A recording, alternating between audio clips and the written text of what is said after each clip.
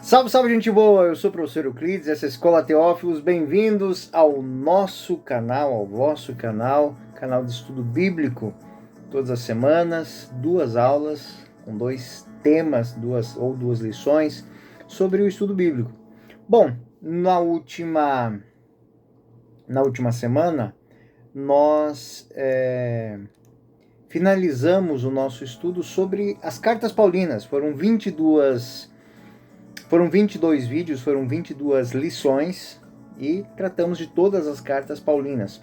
Hoje iniciamos um novo ciclo, nós vamos iniciar o ciclo das cartas católicas, as cartas universais. E vamos fazer uma introdução agora e já vamos iniciar hoje com a carta de Tiago. Bom, gente boa, eu quero deixar aqui meu agradecimento a todos os nossos colaboradores do canal.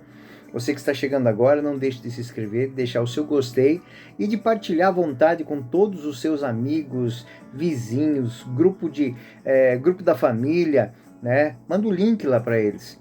As aulas, elas têm um período longo, sim, mas você não precisa assistir tudo uma vez só.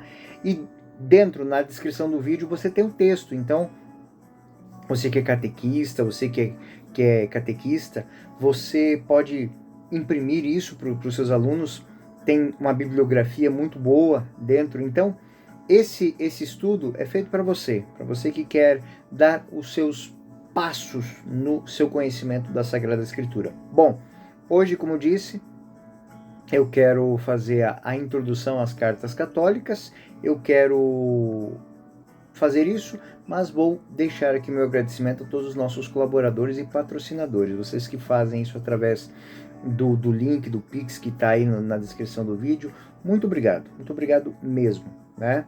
Então, gente boa, vamos àquilo que interessa, a aula de hoje. Bom, além das 14 cartas do corpo paulino, do Corpus Paulino, o Novo Testamento, no seu cânone, tem as ditas cartas católicas. O adjetivo grego católico, indica totalidade, grande abrangência, universalidade, uma extensão, a extensão geral, ou seja, no contexto, são cartas que foram escritas não especificamente a um grupo ou outro, mas a todos os cristãos.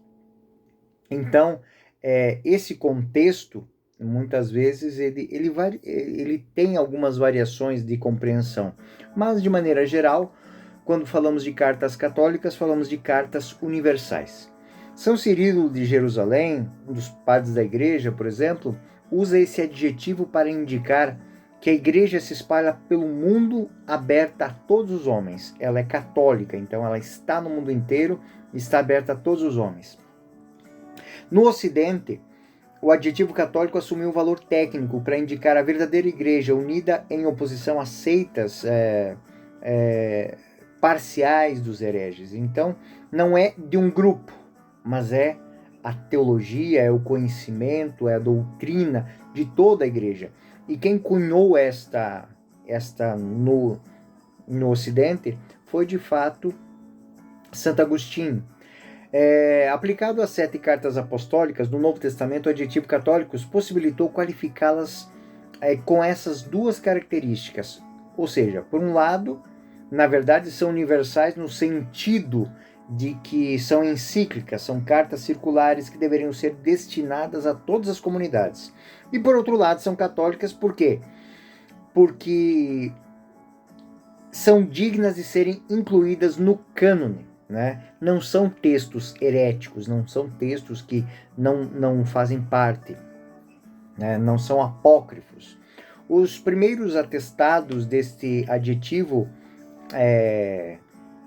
aplicado a essas cartas são dos textos patrísticos já por volta do ano 200, né? Na obra de Apolônio, de Dionísio de Alexandria e do próprio Orígenes. A definição completa e definitiva ela é dada por uma obra de Eusébio de Cesareia chamada História Eclesiástica, do século IV depois de Cristo. Então, nessa história eclesiástica, essas cartas elas já têm essa adjetivação. Alguns desses escritos, no início, eles não foram recebidos por todas as igrejas, por todas as comunidades, porque despertavam certas discussões. No século IV, foi então que elas entraram no cânon de maneira definitiva, através de um consenso. Então, na lista aceita no cânone, inclui as seguintes cartas: Tiago, 1 Pedro, 2 Pedro, 1 João, 2 João, 3 João e a carta de Judas. Elas têm o destinatário dela é um destinatário universal, né? Para essas cartas universais, então, é diferente das cartas paulinas, que eram a essa comunidade, aquela comunidade, a esta pessoa, aquela pessoa. As cartas Tiago, Pedro, João, Judas, elas têm direcionamento universal. Tiago, por exemplo, ele vai falar as 12 tribos da dispersão, mas ele não está falando para os judeus em si, mas para os cristãos que vieram do judaísmo. 2 Pedro se dirige aos fiéis da região do Ponto, da Galácia, da Capadócia, da Ásia e da Bitínia. Então, é para digamos assim, um grande grupo de igrejas. 2 Pedro, 1 João e Judas são destinados aos fiéis da Ásia Menor e outros cristãos. 2 João se destina à senhora eleita. E aqui não essa senhora eleita, nós vamos entender depois no texto, é a igreja. É a igreja. E 3 João se destina a Gaio, mas Gaio ele vai personificar um tipo de cristão, um tipo de pessoa. Então isso faz com que essas cartas sejam as cartas universais. Essas duas últimas foram colocadas após 1 João por causa da identidade com o autor. Então, 2 João e 3 João, elas se identificam com o mesmo autor. A ordem de tais epístolas ou cartas no cânon ela foi fixada mais ou menos pelo século IV. E a ordem, ela vem pelo prestígio dos apóstolos no Ocidente Antigo. Tiago, Pedro e João. Tiago, Cefas e João. E nós temos isso lá em Gálatas 2:9, que nós temos essa eles tiram de lá. Então, Tiago, Cefas e João. Então, de certa maneira, quem deu a ordem das cartas foi São Paulo, na carta aos Gálatas. Judas ficou por último porque o autor era o menos conhecido do grupo. Trataremos dessas epístolas uma a uma a partir de hoje. Nós vamos começar hoje, então, com a carta de Tiago. Né? A carta de Tiago só foi recebida de uma maneira contundente muito tempo depois. No início, ela foi sendo apresentada de maneira progressiva, ou seja, aos poucos. Então ela foi sendo lida, foi sendo apresentada às comunidades de uma maneira paulatina. Nos 2 primeiros séculos, por exemplo, na verdade, não aparece nenhum atestado dessa escrita, ou seja, ela não consta, né? No Oriente, Orígenes é o primeiro a citá-la como um texto canônico. Eusébio de Cesareia, por exemplo, não acreditava na autenticidade da carta, ou seja, enquanto autor da carta. Mas ele respeitava e aceitava a canonicidade, ou seja, o fato dela estar no cânon bíblico era aceita por ele, mas o autor, a autoria não era em consonância com a ideia de Eusébio de Cesareia.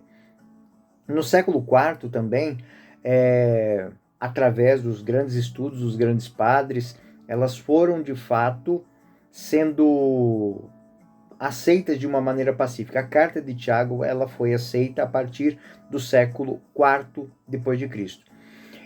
Teodoro de Mopsuestia, ele de certa maneira ele ainda, né, é um dos poucos que depois do século IV ainda não aceitava muito bem essa carta. Por quê? Porque esta carta ela foi usada por uma igreja herética. Ela tomou, eles abraçaram a ideia, né? A igreja, a heresia de Nestório, um nestorianismo. Então, é por isso que com Teodoro de Mopsuestia, um grande padre da igreja, defensor da fé, apologeta de primeira linha, o que aconteceu? Ele não aceitou isso. Então, por quê? Os nestorianos, a heresia deles se fundava, eles viam em Cristo uma pessoa humana, unida à pessoa do Filho de Deus. Então, o Cristo, ele seria, segundo o nestorianismo, apenas um marionete na mão de Deus. Então, ele não acreditava que Cristo fosse homem e Deus. Então, ele existia, sim, eles acreditam no Filho de Deus e tudo mais, mas o Cristo não se configura. Então, essa heresia, ela foi condenada por São Cirilo de Alexandria, o Concílio Ecumênico de Éfeso, em 431, eles determinam no nosso credo, né, que o verbo divino se fez carne, ou seja, Cristo é, de fato, Deus. Então, por esses motivos, Teodoro de Mopsuestia é o único que, depois do século IV, ainda não havia aceitado. No Ocidente, nos primeiros séculos, essa carta ela não é muito conhecida. Né? Até o final do século II é ignorada por Tertuliano, por São Cipriano, por Lactâncio. No século IV, ela se espalhou, e quem tem uma grande tarefa em espalhar essa carta e dar conhecimento a ela foi Santo Hilário, através do Ambrosiaster, São Jerônimo e Santo Agostinho. Santo Agostinho chega a fazer comentários específicos e aplicar essa carta, inclusive buscando nela fundamentação para a construção da própria teologia agostiniana. Finalmente, nos concílios africanos de 393, 397 e 419, o fato dela ser canônica e a autoria de um Tiago, ela é aceita. A questão, ela ficou esclarecida, mas ela não parou, né? A carta de Tiago ainda recebeu um protesto mais moderno. Erasmo de Roterdã, e junto com ele, Lutero, rejeitaram a carta por algumas questões entre fé e obras. Então, como o fundamento, o justo vive pela fé de Lutero, ele batia um pouquinho com o conceito, que na verdade é uma má compreensão da parte dos luteranos e de Erasmo de Roterdã. Não compreenderam muito bem a complementariedade entre a tese da fé, que hoje eu vou explicar isso, a tese paulina da fé como fonte da justificação, e as obras como fruto da justificação. Então a fé é fonte da justificação, mas as obras são fruto. Se você não tem frutos, possivelmente você ainda não recebeu a obra. Você não tem a árvore plantada. Então essa é a complementariedade da carta de Tiago no tocante à fé e obras. Embora esse escrito seja chamado de carta, a obra ela não parece muito ter esse gênero literário. Ela, na verdade, ela começa como uma carta, então a gente vê 1 Tiago 1, né? Tiago, servo de Deus e do Senhor Jesus Cristo, as 12 tribos espalhadas pelo mundo. Saúde, saudações a todos vocês. Então ela começa como uma carta, mas os elementos típicos da carta, ou seja, a familiaridade, os traços, ele não existe muito. Essa questão de relações entre o remetente e os destinatários, ela não é uma referência. Essa carta, ela é um escrito, ela é um ensaio, ela é um discurso. O aspecto literário mostra que essa obra, ela tem um cunho judaico, né? Ela tem a sua fonte, ela é de inspiração no conceito hebraico. até porque é destinado às 12 tribos de Israel. E é interessante que Jacobus ou Tiago, ela é uma corruptela de Jacó. Jacó que é Israel. Então as 12 tribos de Israel, as 12 tribos de Jacó. E quem escreve é um jogo de palavras que para o leitor ela era muito importante, que Jacó escreve as 12 tribos. E aí vai falar do Cristo, né? Então, e de fato a temática ela vai encaminhar-se para isso, porque nós temos a fé como fonte e a obra como fruto. E para o pensamento deste autor, essas duas questões deveriam se encontrar. Isso também vai ao encontro daquela questão que Jesus critica no templo, critica as ações do templo porque afastavam as pessoas de Deus, porque iam lá, jogavam as suas moedinhas dentro do cofre do templo, faziam seus sacrifícios de touros e isso para eles era a expressão da fé, né? E por outro lado, eles criavam zonas de segregação dentro da cidade para leprosos, cegos e para tantas pessoas. Então, a fé deste povo, a fé do povo de Deus, não se aplicava aos pobres, não se aplicava aos necessitados. Ou seja, esta fé do israelita, ela não se emancipava para se tornar um ato de caridade. E os destinatários aqui são as 12 tribos espalhadas pelo mundo.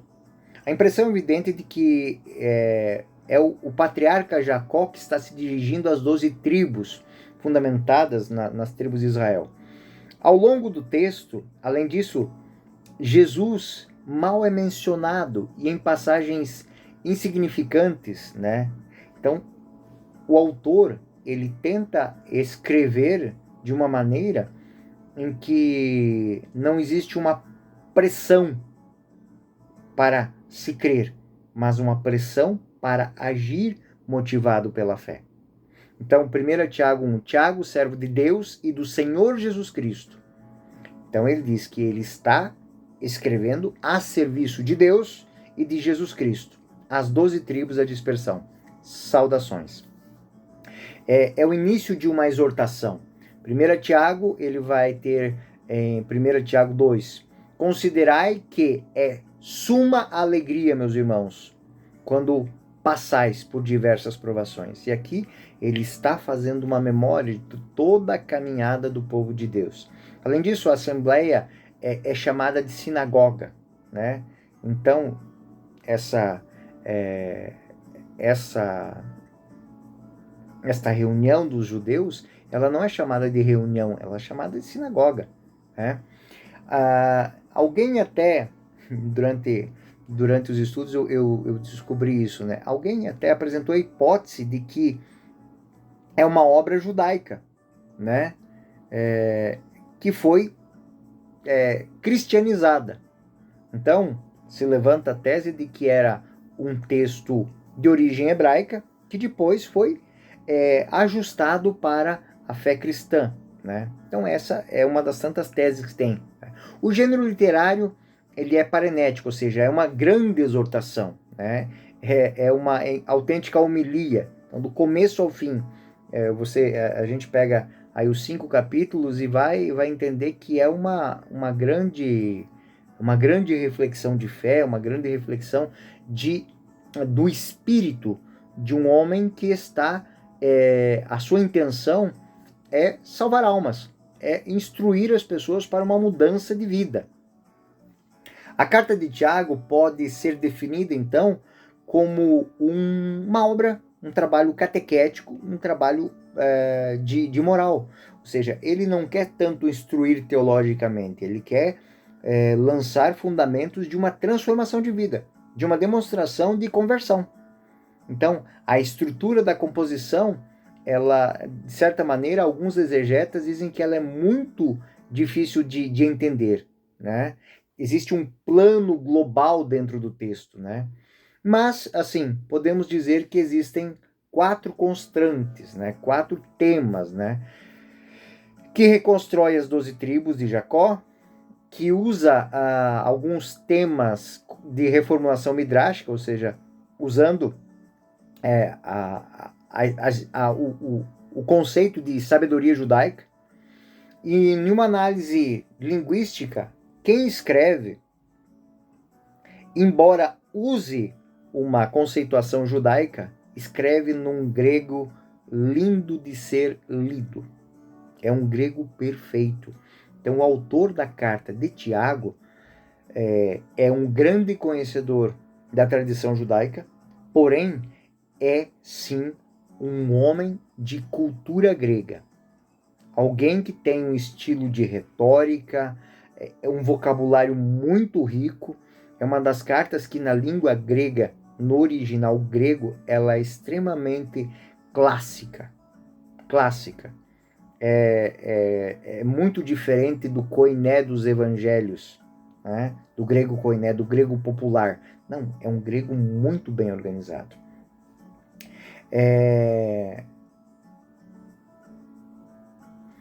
O texto, como disse, ele também faz algumas menções à literatura bíblica sapiencial, muito parecida com a escrita dos membros das comunidades de Qumran, né? É muito parecido com os manuais de disciplina dos monges de Qumran, dos ascetas. Então, o contexto dessa carta, ele tem várias nuances, de várias origens. Ou seja, é um chamado aos povos da dispersão, ao povo de Israel, convertido à fé cristã, escrito num grego extremamente rebuscado, com toques e nuances de ascetismo. Então, contém mais ou menos 30 passagens que são comuns e que a gente vai encontrar no Evangelho de São Mateus, né? Que são próprias da carta de Tiago. Talvez seja uma das cartas que mais faz menção ao Evangelho de Mateus, que é o evangelho que foi escrito em hebraico, em aramaico, para os cristãos convertidos do judaísmo. Né? A partir de toda isso que a gente falou até agora, nós podemos deduzir que a carta de Tiago ela não foi escrita no hebraico, nem no aramaico, e depois foi traduzida para o grego. Ela foi escrita, sim, em grego, e num grego muito precioso, é um grego muito perfeito. Essa carta ela foi escrita por um autor que sabe muito bem a linguagem. Tanto que, por que eu fiz questão de citar isso? Porque muitos textos, inclusive o Evangelho de São Mateus, quando sai do hebraico ou aramaico para o grego koiné, ele tem dificuldade de falar de alguns contextos. Tanto que quando a gente pega Marcos e Lucas, quando eles fazem, são sinóticos também, quando eles fazem menção a alguns textos de Mateus, eles precisam explicar a palavra, porque não existe na língua grega um correlato para aquele conceito hebraico. Então, quando nós falamos que esse autor ele conhecia muito bem, é que em momento nenhum é feito isso. Ele usa uma terminologia grega que ele vai dizer em grego aquilo que um judeu diria em hebraico, mas ele vai dizer isso com muita propriedade. E os temas tratados? Vamos lá. Quais são os temas tratados dentro da carta de Tiago, dentro desses 5 capítulos da carta de Tiago? Primeiro capítulo, primeiro versículo, o endereço. O endereço e o direcionamento. Tiago, né, servo de Deus e de Jesus Cristo. Né? Depois, a todos as 12 tribos da dispersão, os povos de Israel, as 12 tribos de Israel. Tiago 1, 2, 12. O tema, a alegria nas provações. Né? Ele vai mostrar que é próprio do cristão enfrentar a vida, enfrentar os sofrimentos com determinação, com coragem, com destemor. Tiago 1, 13 e 18. O tema desses versículos é: todo dom perfeito vem de Deus. Ou seja, é Deus a fonte dos dons. É Deus a fonte da alegria, da esperança, da paz, da caridade. Essa uma realidade muito que, de certa maneira, nós temos que resgatar enquanto cristãos. Hoje nós estamos vivendo num mundo que parece que tudo nos é dado pela ciência, pela tecnologia. Para de chover.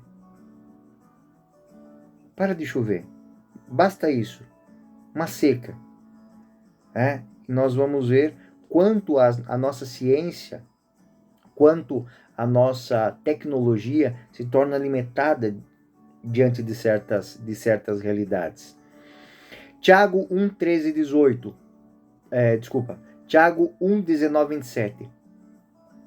Prontos para ouvir e lentos para falar. É uma exortação paranética aqui, ou seja, uma exortação moral. O cristão é marcado por alguém que sabe ouvir e que só fala quando tem certeza, só fala quando tem propriedade. Então, o cristão, ele não é ele não é chamado a sair falando aos quatro ventos. Nós não perdemos tempo com abobrinha, vamos dizer assim. Pronto para ouvir, entender, compreender a sociedade e depois se posicionar. Tiago 2, 1, 13. A fé não combina com favoritismos pessoais. Esse é o tema destes 13 versículos. A fé não combina com favoritismo. A fé não pode ser usada para pisar nos outros. A fé não é ferramenta para a gente escravizar os outros. A fé não é ferramenta para a gente achar que é superior aos outros. E aí, que eu chamo o centro da carta de Tiago, Tiago 2, 14 e 26. Ele vai tratar algo muito bonito. Fé sem obras é morta. A fé sem obras é morta. Tiago 3, 1 a 12. A língua é um fogo que inflama o curso da vida. Ou seja, a motivação, as palavras, elas servem para motivar as pessoas. Elas servem para impulsionar as pessoas. Então, a língua inflama o curso da vida. Tiago 3, 13 e 18. A verdadeira sabedoria vem de Deus, vem do alto. Tiago 4, 1, 12. É um grande convite a aproximar-se de Deus. Tiago 4, 13, 17.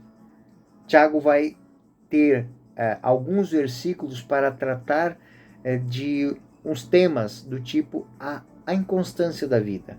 Hoje nós estamos bem, mas amanhã nós podemos passar por grandes dificuldades.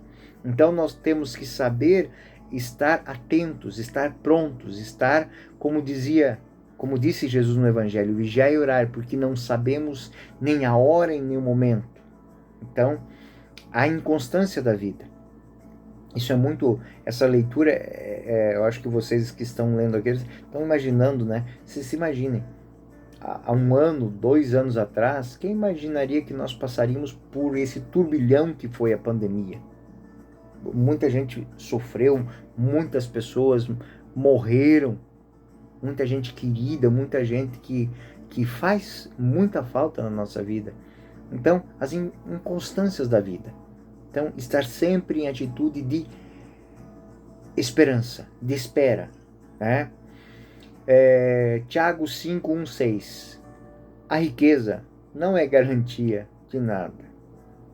Não é garantia de nada. Tiago 5, 7, 11.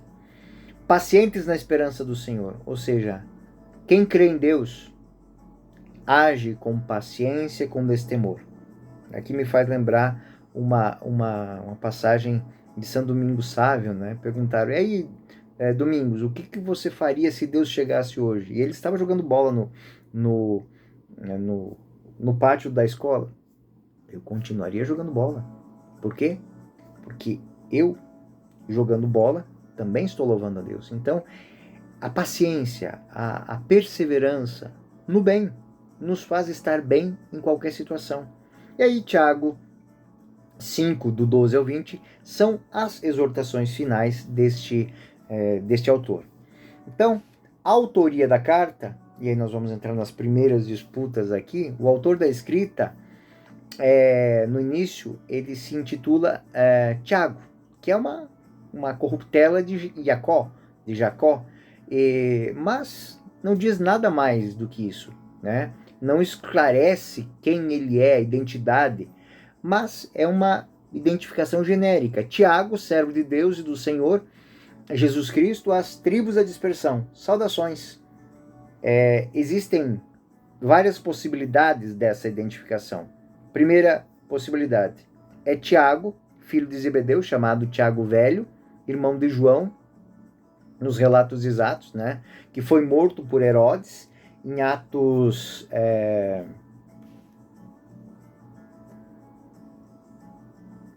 Em Atos 12, 1, 2, né? Que vai narrar que Tiago foi morto pela espada a mando de Herodes. O outro apóstolo que tem o mesmo nome, que é Tiago, filho de Alveu, chamado Tiago Menor, né? Que era considerado irmão do Senhor, da família de José, pai adotivo de Jesus, né? Então, Marcos 6:3, né? Não é ele o carpinteiro, filho de Maria, irmão de Tiago, né? Marcos 15:14, achavam-se também mulheres, Maria, mãe de Tiago, o menor, e de José, de Salomé. E Salomé. Também vemos em Atos, né? Como o chefe da igreja de Jerusalém, Atos 15:13. Depois de terminarem, Tiago tomou a palavra. Irmãos, ouvi-me, disse ele. Então, Tiago, chefe da igreja. Atos 21:18. No dia seguinte, Paulo dirigiu-se conosco à casa de Tiago, onde todos os anciãos se reuniram. De acordo com essa tradição, ele morreu por volta do ano 62, né? Então, e ele foi idealizado por grupos judaicos, né? Por ebionitas e outras coisas mais. Bom, é incerto que se reconhecer em Tiago Menor e Tiago Irmão do Senhor uma única pessoa, né? Esse Tiago, então, o autor da carta de Tiago é um desses três personagens, né? O outro não tinha nem mesmo esse nome, né? Então, na própria escrita, nós podemos deduzir características úteis, mas que não direcionam este homem para Tiago Menor, nem para Tiago o Velho, né? Então, nós temos ali. Mas nós sabemos o que de Tiago, então? Professor, aí o senhor quebra a gente, porque se não é Tiago, irmão do Senhor, e nem Tiago, irmão de João, quem é esse Tiago? Né? Se não é o chefe da comunidade de Jerusalém, quem ele é? Então, podemos dizer, era alguém de origem judaica, ele é cristão, é alguém muito bem instruído, alguém que conhece a tradição judaica e conhece muito bem a língua e a estrutura linguística grega, né? Podemos dizer aqui que é alguém que se equipara, não vou dizer isso dessa maneira, mas alguém que tem um conhecimento muito bom sobre a Sagrada Escritura, ao ponto de escrever textos que têm a capacidade de fazer uma junção entre a teologia paulina da fé com uma teologia própria. Então é alguém que dá a continuidade para uma linha teológica. Então é alguém de um conhecimento teológico muito bom, né? Então houveram muitas teses sobre quem é o autor, né? E na carta de Tiago, ela não possui embora ela seja escrita aos judeus, ela não tem uma concepção legalista, né? E não há nenhuma referência à vida de Jesus. Então, alguns dos personagens do tipo Tiago, irmão do Senhor, é descartado. Por quê? Porque que se esperaria? Fazer muitas menções do Cristo. Não faz.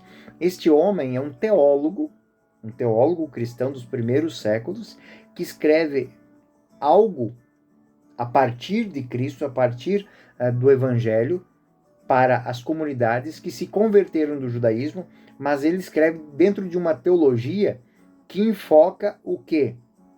Não a fonte da salvação, mas os frutos da salvação. É um outro estágio. Depois que nós conhecemos a teoria, a fonte, as origens, então agora nós temos que dar testemunho. A conclusão mais lógica, então, é que esse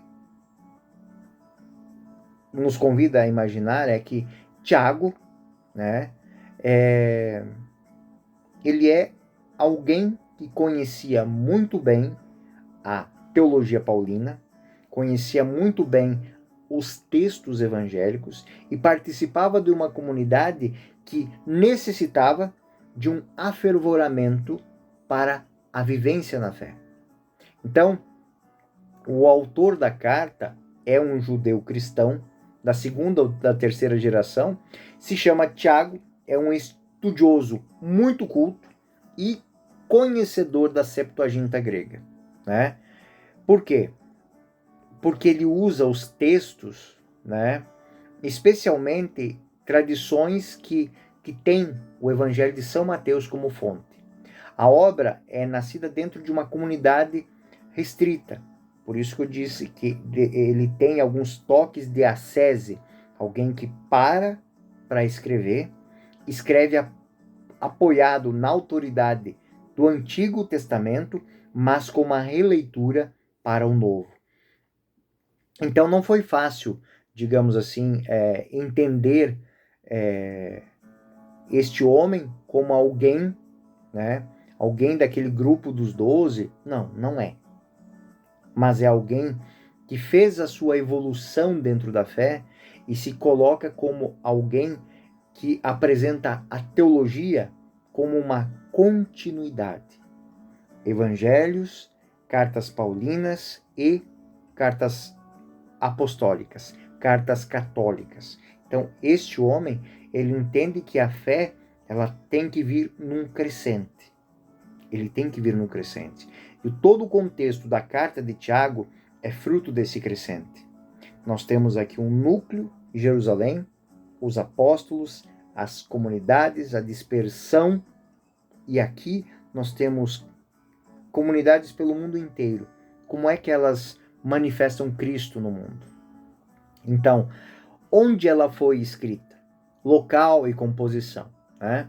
E aí nós voltamos ao texto de antes, porque conforme as teses que vão falar do autor, então se eu escolho um autor, Tiago, irmão do Senhor, eu tenho um local de composição e uma data. Se eu escolho Tiago, irmão de João, eu tenho uma data e um local para ser escrita. Hoje, a maioria dos estudiosos considera esse outro Tiago como autor que, baseado na forma literária, no conteúdo catequético, pensam que essa carta foi composta no ambiente judaico, possivelmente na região da Palestina, na Síria ou até mesmo no Egito, no final do século I. Então, antes do século do ano 100, essa carta ela já era de conhecimento. Os destinatários, né, são as 12 tribos dispersas pelo mundo. Se a obra não é judaica, ela deve ser dirigida aos cristãos com indicação pragmática, ou seja, os cristãos aqui são considerados o novo Israel disperso. E aqui por isso que ela tem essa ideia de universalidade e catolicidades. Então aqui o artifício literário direciona essa carta às 12 tribos da dispersão, ou seja, a todas as comunidades dispersas pelo mundo, a todos os convertidos em qualquer tempo, em qualquer momento. E as homilias, na verdade, que estão contidas dentro da carta de Tiago, elas foram inicialmente dirigidas a uma comunidade específica, né? A partir das referências do próprio texto, pode-se deduzir que essas pessoas, elas os destinatários eram pessoas de uma condição social de média para baixa. Os ensinamentos doutrinários da Carta de Tiago, elas dizem respeito à moralidade, ou seja, é um trabalho de catequese e de moral, ou seja, como eu devo me portar no mundo, como um cristão manifesta a sua fé no mundo sem falar de Jesus Cristo. E é por isso que tão pouco é citado. O Cristo, ele passa a se configurar com aquele que vive a fé, com aquele que pratica as obras de Cristo, com aquele que vive a relação com Cristo, fazendo exatamente aquilo que Cristo diz no Evangelho: o que fizerdes a um desses pequeninos, é a mim que o fazeis. E quando eu faço em nome de Cristo. Então é uma relação, é uma carta muito bonita, é uma carta que tem uma profundidade muito grande, porque ela sai da casquinha. É uma carta muito boa de ser lida no período da quaresma que nós estamos vivendo agora, para a gente fazer propósitos dentro do tripé da oração, jejum e esmola, para a gente entender certas realidades próprias desse tempo. Ela nos dá muitas ideias de como eu manifestar Cristo ao mundo sem falar de Cristo. Ou seja, lá no meu trabalho, como é que eu faço as pessoas terem esperanças de uma vida melhor, terem esperanças e confiança na vida através da minha atitude, do meu bem viver, do meu se portar como alguém decente, alguém justo, honesto, trabalhador, respeitador das leis e das regras da sociedade que vivo. Onde aquilo que é meu e aquilo que é do outro é do outro. Então, essas são temáticas que são motivadas por esse autor, né? E nós temos no próprio texto, né, o autor vai enfatizar, antes de tudo, o valor do cristão. Ele se revela quando olham para ele, o julgamento que se faz dele. Então, Tiago 2,4: considerai em suma alegria, meus irmãos, quando passais por provações, sabendo que a prova da vossa fé produz a paciência. Mas é preciso que a paciência efetue a sua obra, a fim de serdes perfeitos, íntegros e sem fraqueza. Ou seja, não é a dificuldade que justifica a nossa má conduta. Diante de infortúnios da vida, a gente tem que manter a sobriedade, a paciência e trilhar o nosso caminho sem nos afastarmos do projeto de Deus. O sofrimento, a dor, a privação não é justificação para a gente se tornar desonesto, para a gente roubar, para a gente matar. E isso é algo que na sociedade parece que pouco a pouco está sendo dilapidado, né? Parece porque eu passei por um sofrimento na minha vida, isso justifica qualquer tipo de ato decrépito que eu fizer contra outra pessoa, né? Por que ser honesto se ninguém é honesto?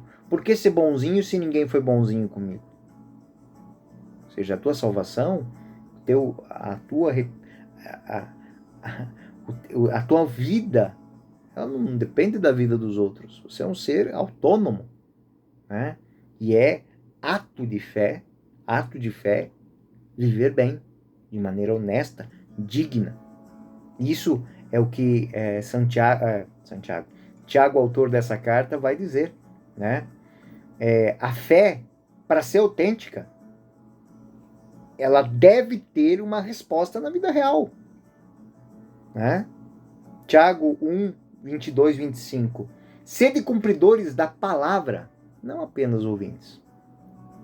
No versículo 24, contempla-se, né? Fica lá em atitude de êxtase, está contemplando, mal sai dali, esquece do que tem que ser feito. Versículo 25.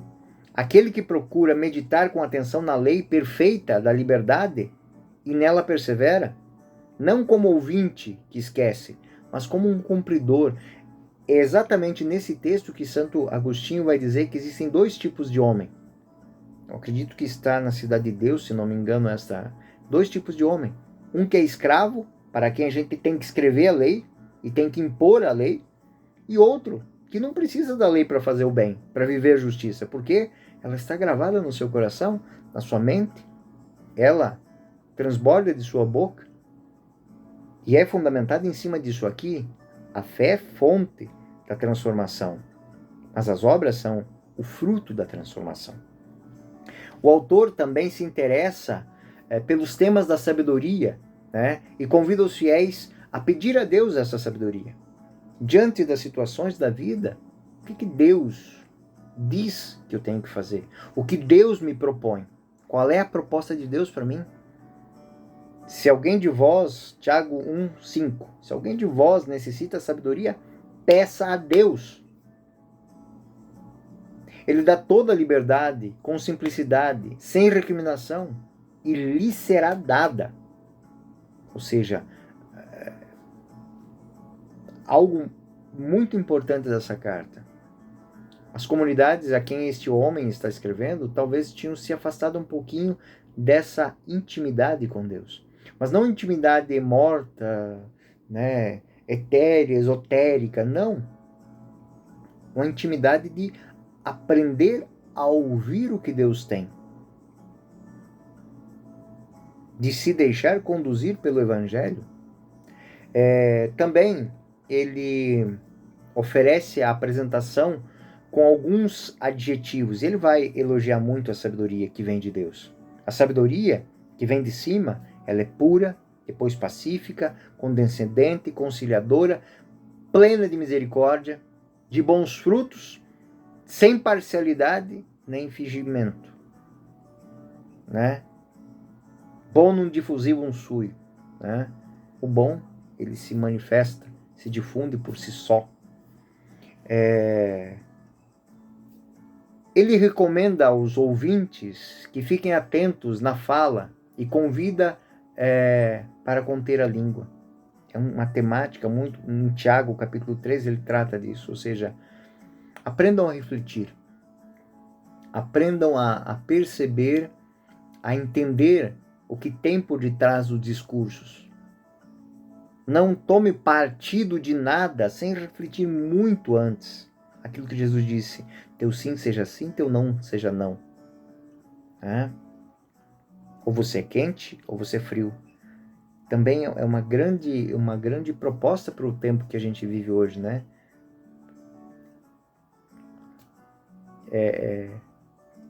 O que é verdade? A pergunta de Pilatos, né? O que é verdade? O que é verdade no mundo de hoje? A verdade só é desconhecida para as pessoas que não prestam atenção,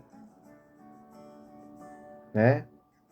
A verdade, fulano de tal falou uma coisa, o outro falou, eu já não sei mais o que. Então você não entende, então você não escutou eles, né? Então você não entendeu muito bem, porque uma vez que eu tenho fatos, eu tenho a repercussão da verdade. Então Tiago, ele vai tratar essa realidade. Ele vai dizer que nós devemos refrear a nossa língua. Ele tem uma predileção pelos pobres. Então aqui é uma outra dinâmica. Ele tem uma predileção reservada aos pobres. Talvez seja essas pessoas que ele está escrevendo. Ele tem também palavras para as pessoas de posses, para os ricos, né? E aqui, muitas vezes a gente pode, numa má compreensão do que diz Tiago, que ele está exaltando a pobreza. Não, ele está exaltando as pessoas humildes, que sabem sabem conduzir a sua vida de uma maneira digna, de uma maneira honesta, e que não se deixam seduzir pelas vaidades do mundo. Hoje a gente tem tanto projeto, né, de sustentabilidade pelo mundo, e se a gente parar para ver, até pelo fato de a gente fazer tanta propaganda disso, isso não é sustentável. Isso não é sustentável, né? Tem tantas empresas que falam de sustentabilidade, mas continuam poluindo os mares com coisas que eu estou te vendendo para ganhar dinheiro, mas que você, na verdade, não precisa. Não precisa. Você é o que você é. A idade, o tempo vai chegar na sua vida do jeito que você está, né? E se a gente parar para olhar, quanto que a gente gasta, quanto lixo a gente produz para ficar mais bonito, né? Então, aqui ele vai falar de uma unidade, os ricos, né? Que ele vai falar aqui, e a crítica que ele faz no texto aos ricos, não é pelo fato de ter posses, né? Não é pelo fato de ter posses, mas pela origem dessa riqueza. Que ele vai dizer que um cristão extremamente rico tem alguma coisa de errado. De errado. Por quê? Porque daquele montante, ele tem que saber direcionar isso.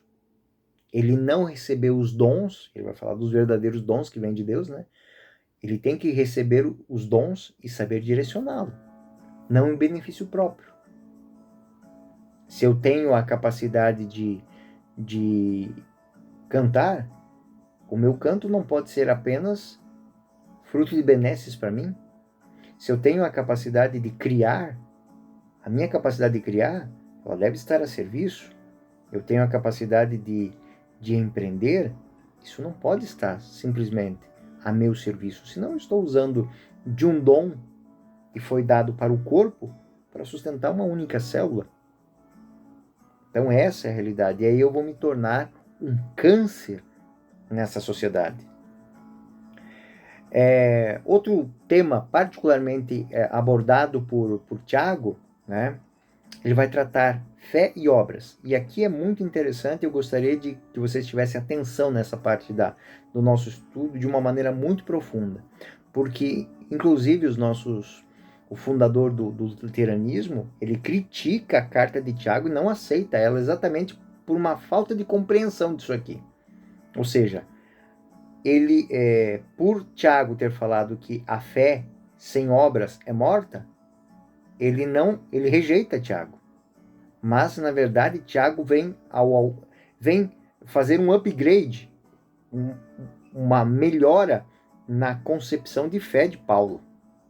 Ou seja, Tiago 2,14, né? De que aproveitará, irmão, alguém dizer que tem fé se não tiver obras? Acaso a fé poderá salvá-lo? Ou seja, se o indivíduo não tem uma vida condizente com aquela fé, ele foi batizado, ele recebeu os sacramentos e tal, mas ele vive chafurdado na desonestidade. É fé?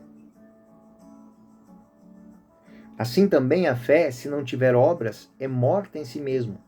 Versículo 17 do capítulo 2. Tu tens fé, eu tenho obras.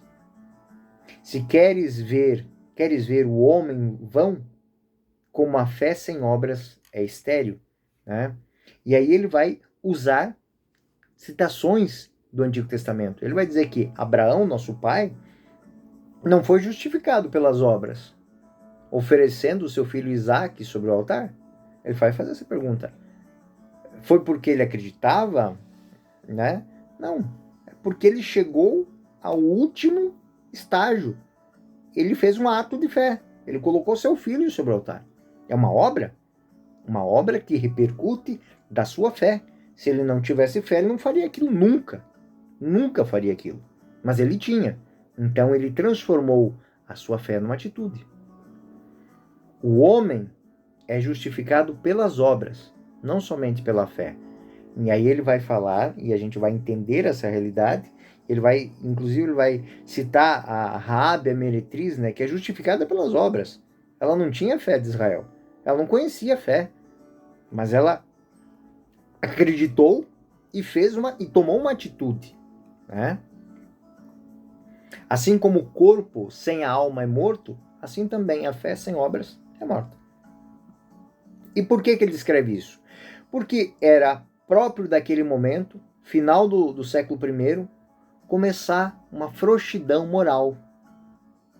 Ou seja, um ajustar-se com o mundo. É algo que nós temos muito no nosso tempo. Apenas na aparência, né? No entanto, a terminologia é muito semelhante à de São Paulo. Quando São Paulo vai falar a fé, o homem, o justo é justificado pela fé. Então ele está falando daqui da fonte. Quando São Paulo fala de fé, significa uma atitude subjetiva do homem que confia em Deus e confia no dom que lhe foi dado. Tiago, por outro lado, entende a fé como uma doutrina teórica compartilhada, tem que ter uma influência na vida prática. Eu sou de Cristo, mas eu vivo a cartilha de Beelzebul? Não dá. Não tem lógica isso. Eu sou cristão, mas não tenho atitudes de cristão? São Paulo fala das obras da lei. Por outro lado, São Tiago vai falar das obras da caridade cristã. Porque se seguirmos só a linha de Paulo, muitas pessoas vão dizer que cumpriu a sua obrigação. Eu cumpri minha obrigação. Deus tem a obrigação de me salvar também agora. Tiago não. Tiago vai tratar isso dentro de uma outra realidade. Fala de obras de caridade cristã e diz que não acredita, ou seja, que o homem que não acredita, ele demonstra simplesmente não vivendo a fé dele. Então, essa combinação entre a fé, fonte, e as obras, fruto da fé, se combinam. E o próprio Paulo deixa claro, né? Gálatas 5:6. Estar circuncidado ou incircuncidado de nada vale em Jesus Cristo, mas sim a fé que opera-se pela caridade. Uma fé que não leva ao amor não é fé.